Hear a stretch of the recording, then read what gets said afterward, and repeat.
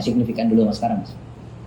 Ya itu yang jelas kita baru saja meresmikan pembangkit listrik tenaga sampah.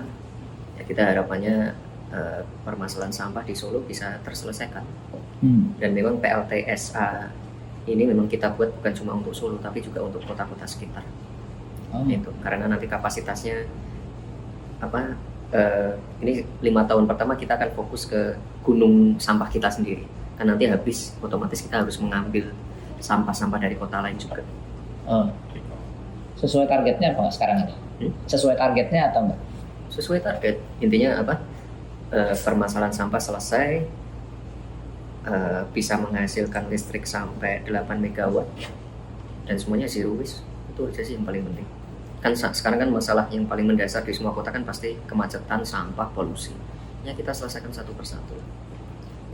Kalau terkait masalah outputnya ya, masyarakat melihat sampahnya itu sendiri, itu mungkin nggak dijadikan template untuk dipakai di tempat lain? Bisa banget. Kalau sekarang kan PLTSA kan teknologinya ada banyak ya, ada yang gasifier, ada yang incinerator. Kebetulan kita pakai yang gasifier. Apa komen masyarakat kebanyakan yang tertolong karena apanya?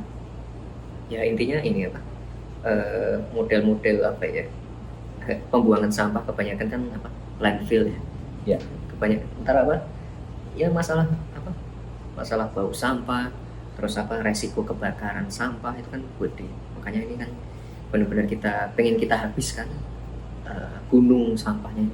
Banyak yang udah belajar ke sini kok, wali kota Tangerang dan lain-lain, karena pengen melihat ini teknologi yang kita pakai itu efektif apa tidak. Oh, sampai daerah lain juga sama? Iya. Kan kita pengen kota-kota lain paling nggak punya satu juga. Iya. Nggak usah bahas sampah. Mau dikulik. Nah, ini diposting mas. Ya kita bikin konten aja. Nggak usah.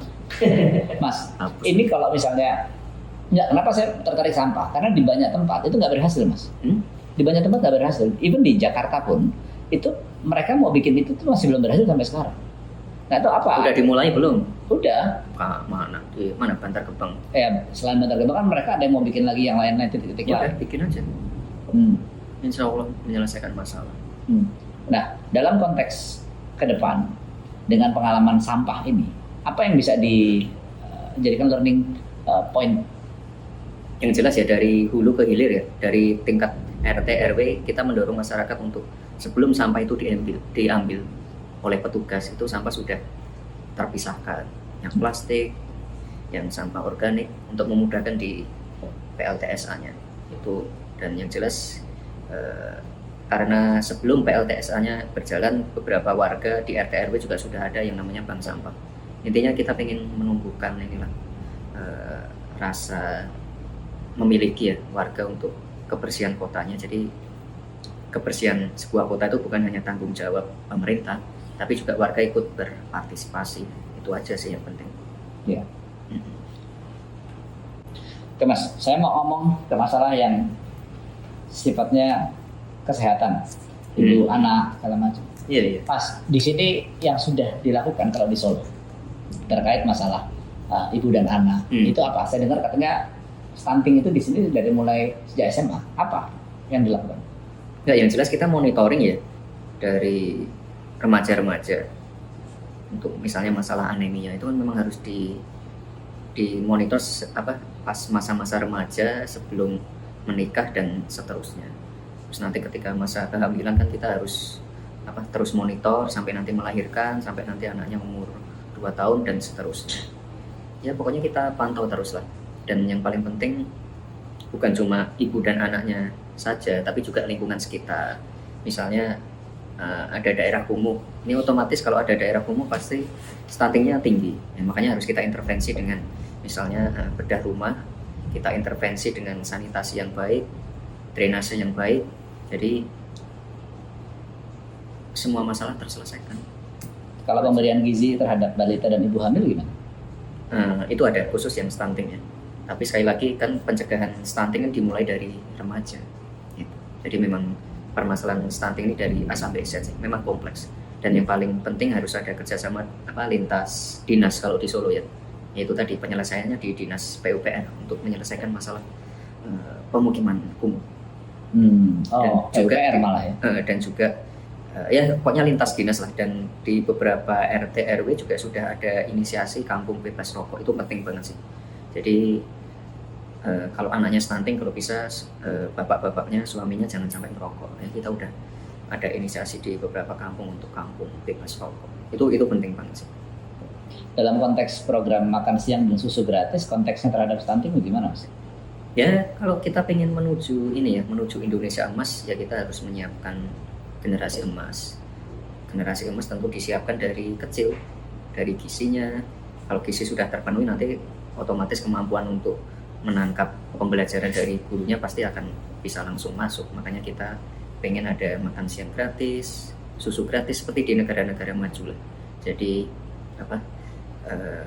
kita pengen benar-benar menyiapkan SDM terbaik untuk menuju Indonesia emas. Ya, bicara tentang kesehatan ya, rumah sakit. Kan salah satu programnya juga mau bikin rumah sakit unggulan di setiap kabupaten. Itu gimana, Mas? Ya, kalau di Solo kebetulan hari Senin kemarin kita baru aja groundbreaking ini kerjasama ini rumah sakit dengan Abu Dhabi Emirates Hospital. Ya, kita pengen fasilitas kesehatan itu benar-benar di nomor satukan. Jadi alat kesehatan terbaik, dokter-dokter terbaik, pelayanan-pelayanan terbaik di dunia kesehatan. Jadi kita nggak pengen lah nanti warga harus berobat ke luar negeri atau tempat-tempat yang jauh, yang mahal. Kita pengen di dalam negeri ini udah tersedia semua. Insya Allah di setiap kota. Jangan ngomongin ini lah. Males banget. Ya, saya apa namanya? Dari Kementerian Kesehatan kan sudah ada deal ya dengan World Bank ya. Dan saya yakin itu bisa terrealisasi. Kesehatan nomor 1 ya. Ya. Kalau dalam konteks pendidikan, Mas, nah kita sekarang masuk ke pendidikan. Salah satu sumber penyumbang pengangguran terbesar itu kan adalah SMK, Mas. Gimana menurut Mas? Ya, sebenarnya di awal-awal saya menjabat tuh sudah kita intervensi ya. Ya mohon maaf, meskipun SMK itu bukan ranahnya wali kota, tapi kan untuk masalah anak-anak muda, untuk masalah pelajar, untuk masalah pengurangan pengangguran itu kan juga termasuk tugasnya wali kota. Kalau di Solo sudah ada beberapa SMK yang kita kerjasamakan dengan. Assalamualaikum warahmatullahi wabarakatuh. Kembali lagi bersama saya Gus Samsudin. Pada kali ini Gus Samsudin akan memberikan sebuah penjelasan tentang janji-janji Bapak Prabowo Subianto dengan Mas Gibran. Yang pertama yang akan saya soroti adalah janji tentang susu gratis dan makan gratis untuk anak sekolah.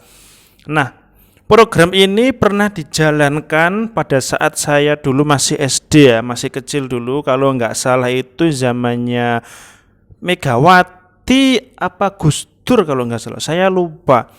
Pernah dijalankan dulu, setiap pulang sekolah pasti anak-anak akan mendapatkan susu dan roti gratis. Nah, program ini ternyata akan dilakukan Prabowo dan Gibran lagi, janji-janji politiknya di tahun 2024 jika terpilih menjadi presiden dan wakil presiden. Nah, untuk menyoroti masalah tentang stunting dan gizi itu ada hukum sebab akibat kenapa Pak Prabowo dan Mas Gibran ini menjanjikan susu gratis dan makan gratis untuk anak-anak sekolah. Nah, tujuannya adalah kalau kita lagi belajar ya teman-teman semuanya, kalau perut kita kosong, tidak mempunyai gizi yang mumpuni, tidak mempunyai asupan-asupan vitamin, asupan-asupan zat besi, asam sulfat, asam folat dan lain sebagainya, maka pikiran kita itu akan terasa puyeng. Saya saja kalau kerja tidak makan sedikit saja, tidak ada asupan gizi. Apalagi kalau malam biasanya saya minum susu. Susunya siapa kalian tidak perlu tahu, yang penting susu. Nah, itu saja.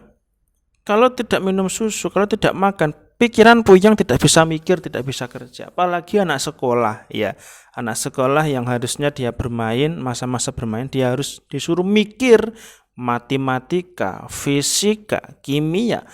Harus ada asupan gizi yang mumpuni, seperti dikasih ayam Kentucky, dikasih susu, dikasih makan yang banyak biar perut kenyang.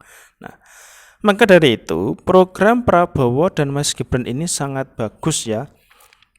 Dalam hal ini dalam memberikan asupan gizi seperti susu, seperti telur, ya pokoknya 5 sehat 6 sempurna.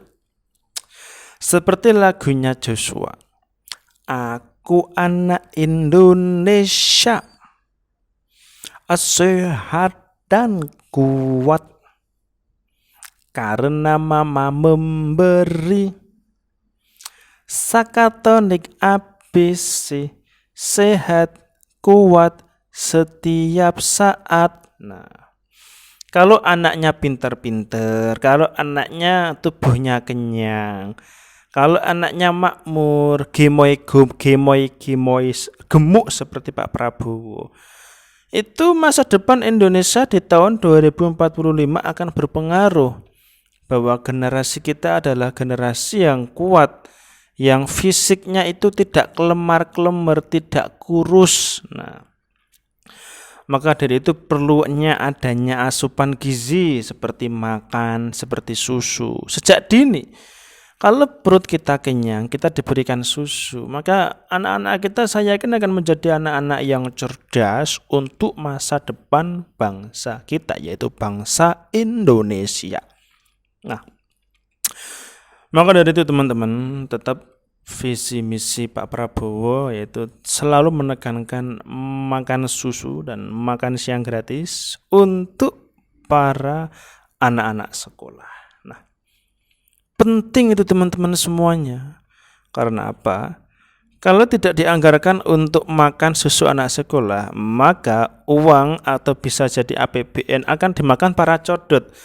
Para codot-codot itu adalah para codot yang mungkin sekarang masih menjabat atau mungkin akan menjabat di kursi DPR MPR Republik Indonesia. Daripada uangnya dibuat bikin senjata yang mungkin Indonesia juga tidak akan naudzubillah tidak akan perang ya, daripada dibuat beli anggaran, dibuat beli studi banding wisata ke luar negeri para anggota DPR, dibuat beli mobil mewah untuk anggota DPR, ya disumbangkan saja untuk memberikan susu dan makan gratis untuk anak-anak sekolah, seperti itu. Oke, saya mendeklarasikan akan mendukung sepenuhnya program-program Bapak Prabowo dan Mas Gibran untuk supaya menjadi Presiden Indonesia satu putaran saja. Jangan lupa pilih Prabowo Gibran satu putaran saja. Itu pesan dari Gus Samsudin. Terima kasih semuanya sudah menonton tayangan ini. Saya Gus Samsudin dari Antartika mendukung sepenuhnya untuk pemenangan Prabowo Gibran. Sampai jumpa.